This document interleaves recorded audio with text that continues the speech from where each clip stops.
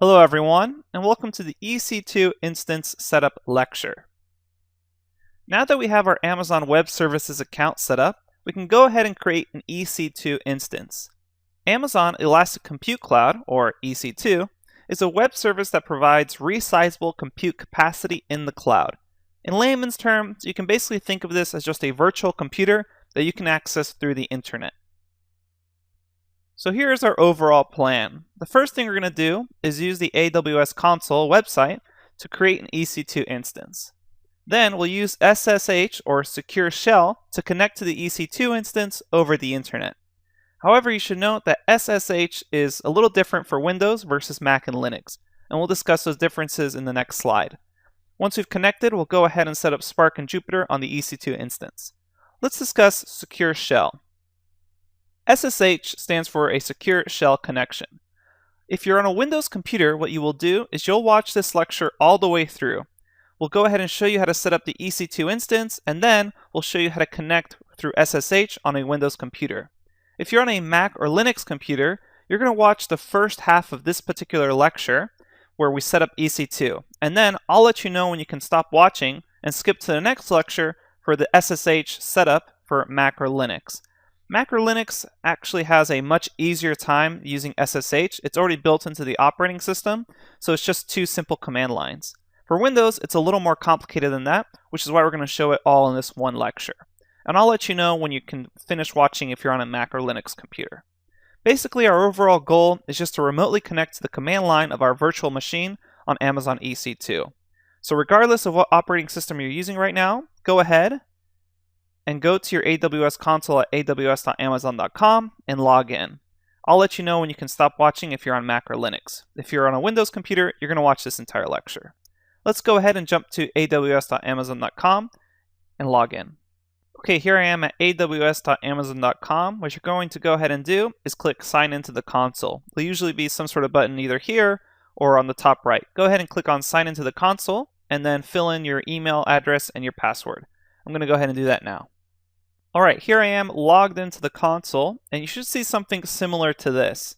Now the interface may change, but basically what we want to do is figure out how to get to the EC2 service. Sometimes there'll be shortcuts here or quick starts, such as launch a virtual machine, EC2 instance, but in case you can't find it here on the main page, you can either search for it under Services, it'll be under Compute, EC2, or, let me go ahead and zoom in a little bit, you can just click here on the Services tab, go to Compute, and you should see EC2. It's under all AWS services as well if you go to EC2 here.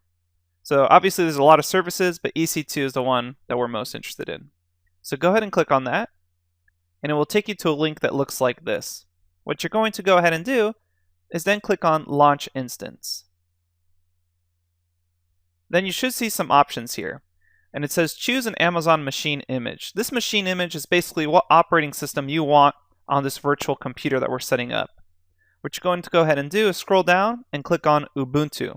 Make sure it says free tier eligible, that way you don't get charged. So we're going to go ahead and select Ubuntu. Then you'll see something that looks like this, general purpose, and these are all the instance types you can create. We're going to use the free tier micro, which is the smallest available besides Nano, that it's totally free. It has one CPU and then 1 GB of memory, so it's quite small. And it has low to moderate network performance. But you can see later on, if you actually do want to pay for higher performance instance types, that the actual memory or gigabytes, essentially the RAM, goes up to 160. So there's quite large instances available to you. But right now we're just going to use the micro since it's free. So make sure you use free tier eligible, otherwise you'll have to pay. Then I'm going to go ahead and say next, configure instance details. And here we're going to say number of instances is equal to 1. As I mentioned earlier, when we're dealing with Spark or distributed systems, you may have a cluster of instances.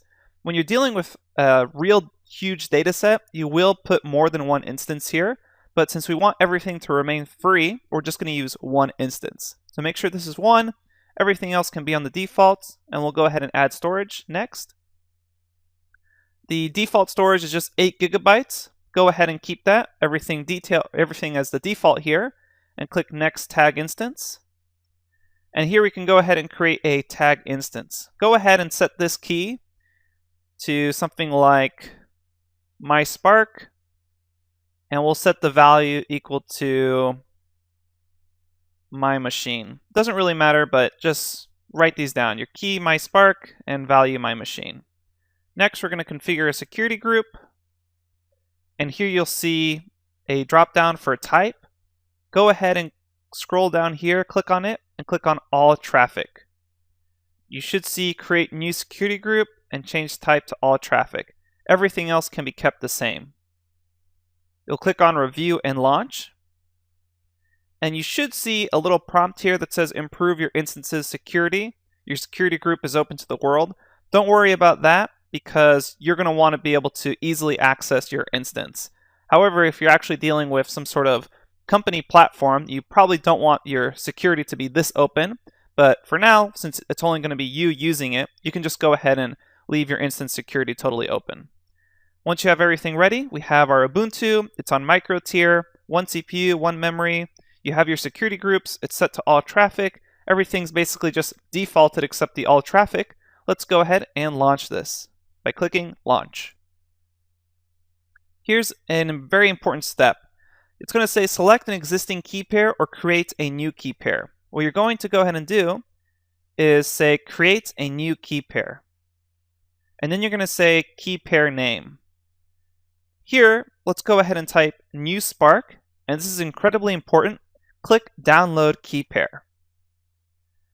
Now, you have to download this private key file. It's called a .pem file. You can see it popped up here on my lower left. You're not going to be able to download this file again after this window. So whatever you do, make sure that you say create new key pair, type in a key pair name, and say download key pair. This is absolutely important. If you don't do this step, you'll have to start all over again because there's no way to come back to this. So make sure you download this .pem file. Once you've done that, you're ready to launch your instance. It'll say initiating launch, and it says your instances are now launching. And then it'll say something like the following instances launches have been initiated. So you can go ahead and click on this instance, and it should take you to something that looks like this. It'll be pending a little while. If you actually pay for a larger Amazon Web Service instance, it'll probably be a lot faster than this. But here we're going to just wait till it's done implementing.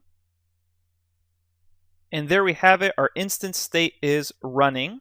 And we have an instance ID, we have a public DNS, and those are the things we need. And we have our .pem file. You can also perform actions on this instance. The most important one to know is this terminate. So this terminate instance is the one you're going to use when you're done with this instance and you don't want to be running the risk of getting charged anymore. Now, as I mentioned, on the free tier, you have 750 hours a month for 12 months. That's an entire year. So you can basically keep this thing running for an entire month. But really, you should terminate it once you're done. That way you don't run any risk of getting charged any extra money. You should note it's extremely cheap to run these things, but it can add up over time.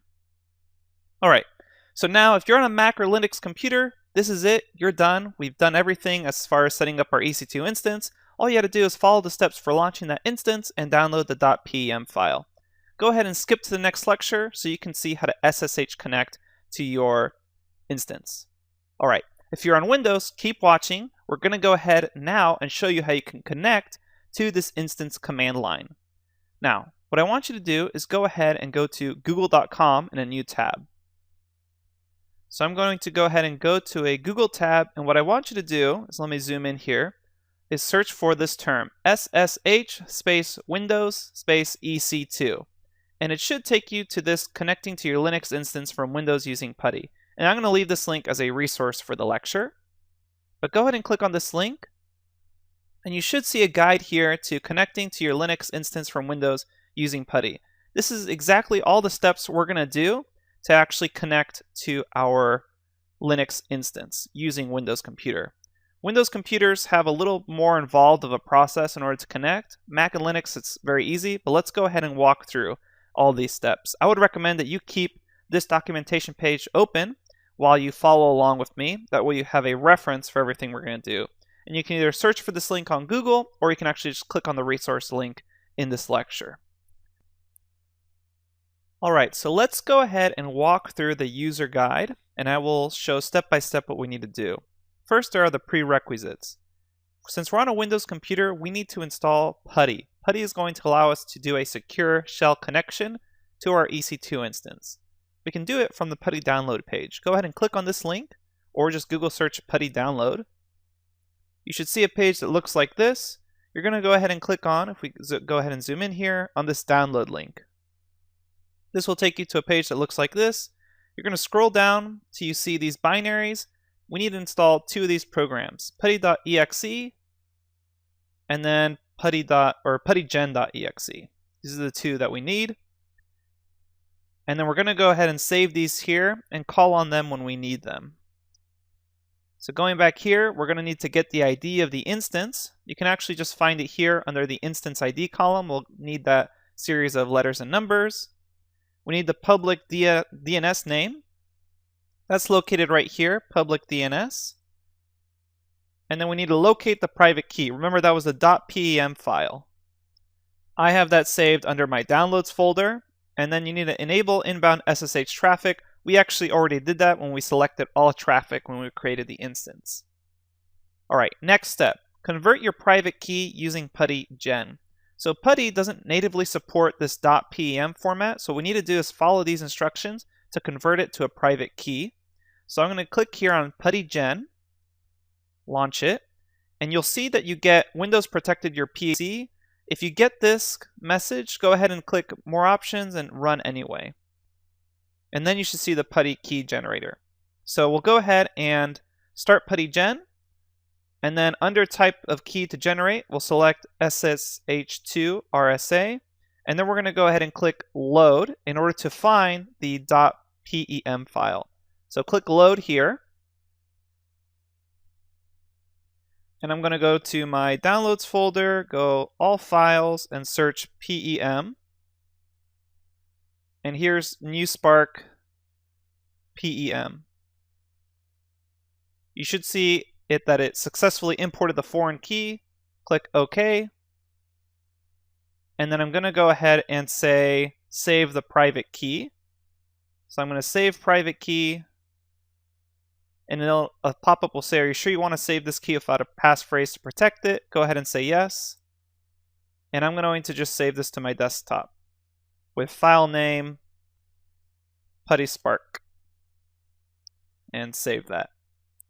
Okay, so now our private key is in the correct format to use of PuTTY, and we're good to go. You can then go ahead and close the key generator.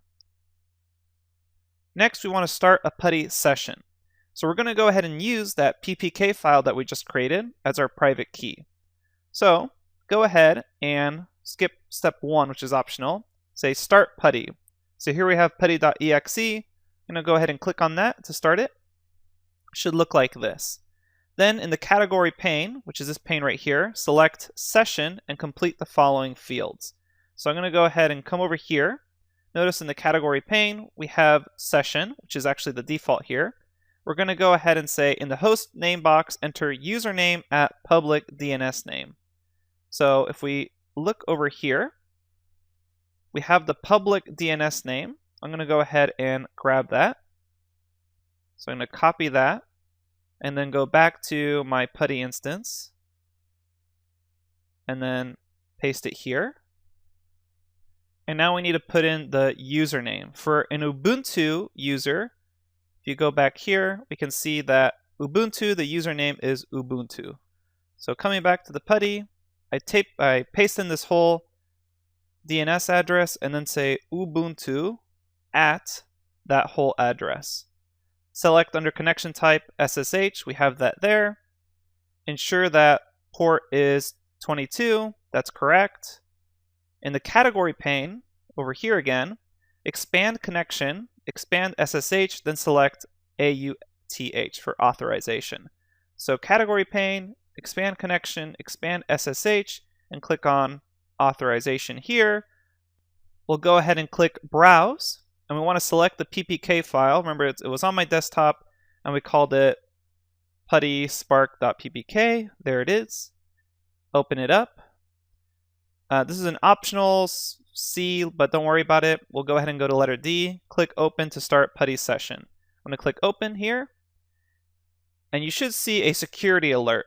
The server's host key is not cached in the registry. We can trust this, so go ahead and say yes. Obviously, you trust it. You created this yourself. If you don't trust this, you could get a virus or something if you're connecting to someone else's instance, but this is our own instance. We created it, so of course we trust it. And there you go. Now we're able to connect directly to Ubuntu. So this is our virtual server. So if you type in Python here, you can actually just start using Python. So you can say print hello, enter, and there you have hello. And then we can go ahead and quit Python.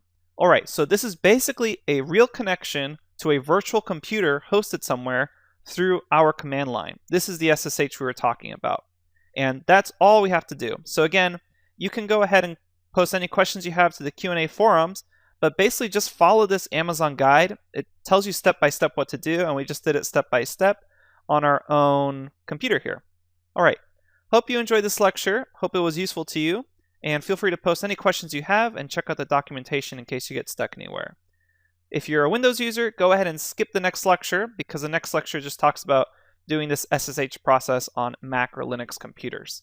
After that lecture, we're going to show you how to set up everything through this command line console. So make sure you keep this open, this command line console. All right, thanks everyone, and I'll see you at the next lecture.